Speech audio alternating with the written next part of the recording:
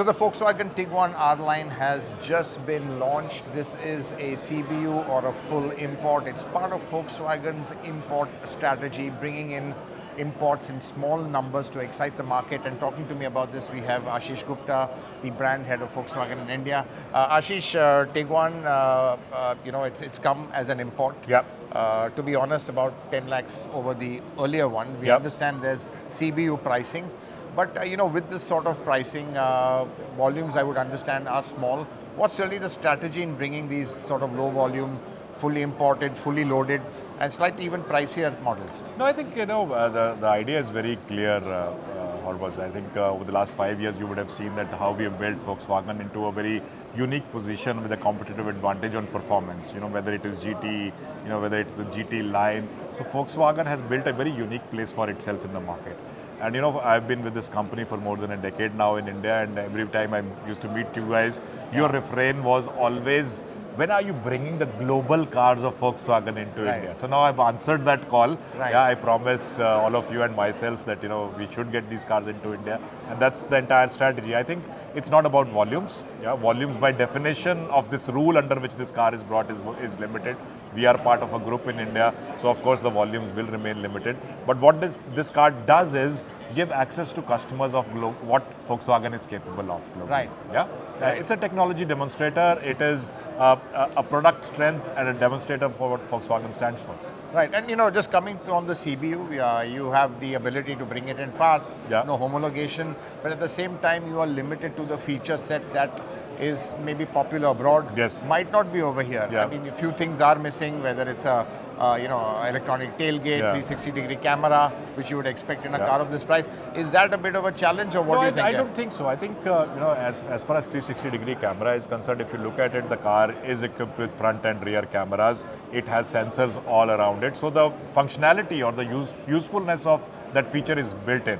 I think with the kind of integration all the sensors have with the 21 ADAS features, I think it's a class-leading product. If you look at the feature set in this car, the feature set is even better than cars in the upper segments. Right. Yeah. So car is fully equipped. I think car has more than sufficient features. In fact, Hormazd, it took me almost 2 days of sitting in the car to understand each and every feature, and I'm still not an expert in it. Yeah. So is it fair to say the focus has been on the driving part of it, the ADAS, the engine, the way it performs? Is that, and really that's part of the DNA? No, not exactly. I think it's an all-round package along with the ADAS features. Of course, the engine technology nobody needs to talk about. It's a 2-liter TSI engine, well proven. DSG, you have the 4Motion built-in, you have the DCC Pro built-in, which is a very unique feature in India. The dynamic chassis control.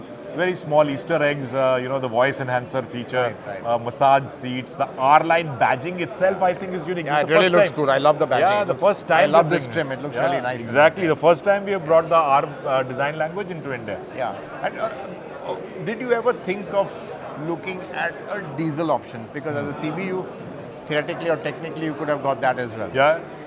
Continue to explore. If you have limited volumes, Hormazd, how many variants can you have? That's right. Yeah. It only ends up confusing the market. It only ends up confusing the customer. If I was going to have an option to get 5,000 cars of this, maybe a wider array would happen. But I think it's better to focus on one variant which offers unique value proposition. Right. And looking at the other big CBU which is coming, and really an icon, the Golf GTI, I believe response has been very good from dealers on that. Good expectations from that. Again, we are sure it'll be pricey, but of course I think that is something people are going to buy with the heart. I know. No, but Golf GTI, I think enough said about that car. I mean, it's an icon. I don't need to explain that car, but I think what I am more excited about, Hormazd, is the response to this car. Right. The response to this car has been fantastic.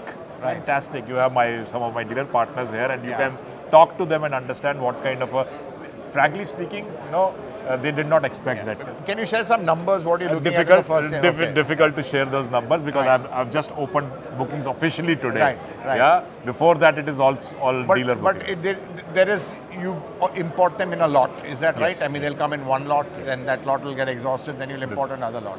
Right. So it's not an ongoing kind of a. No, it cannot be because the production has to be reserved for India from the UK spec cars, and then you get your lot out of that. Right.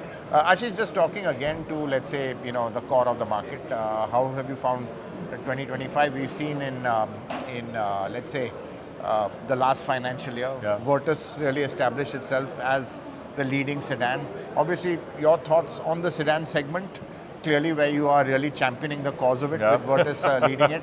And what are the challenges over there? And overall, the market, it seems to have gone a little soft. I think there are kind of, let's say, headwinds facing us. I think, as I said before, Hormazd, there's a lot of white noise around right now. Yeah, the trick is whether you can penetrate that white noise. Right. I think at the end of the day, the Indian consumers can see through that white noise. If, as a consumer, if I want mobility and if there is something affordable and something I like, people are still buying it. All said and done, first 3 months of the year have been fabulous for the industry.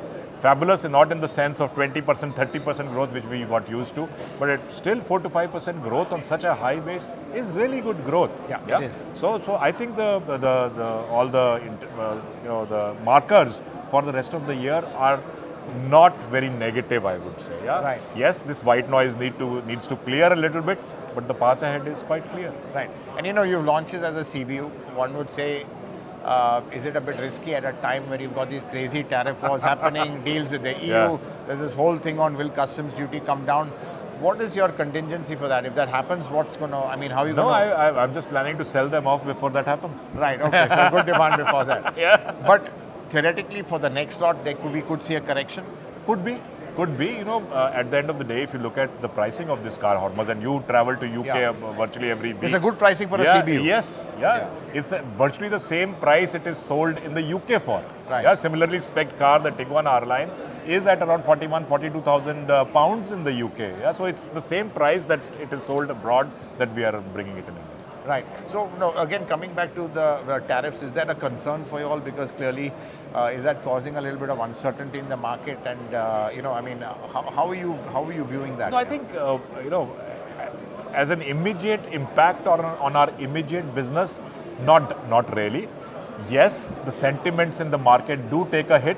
Yeah, right. You see the Sensex crashing by 3,000 points, 2,000 points, and suddenly going up 1,500 points. So that does cause a lot of sentiment, in the market. But I think people are also, as I said, seeing through this white noise a little bit. And if somebody really needs to buy, they are going ahead and buying. Right. Yeah. And last question, Ashish, 2025, you've seen how it's panned out. Will we be seeing some growth for Volkswagen this year? Are you confident? That's the objective, Hormazd. So the first 3 months, fingers crossed, have been good. Right. We have grown over Q1 last year. That's the entire objective, that we continue to grow. Right. Congrats and wish you all the best. Thank you, Hormazd. Thank you.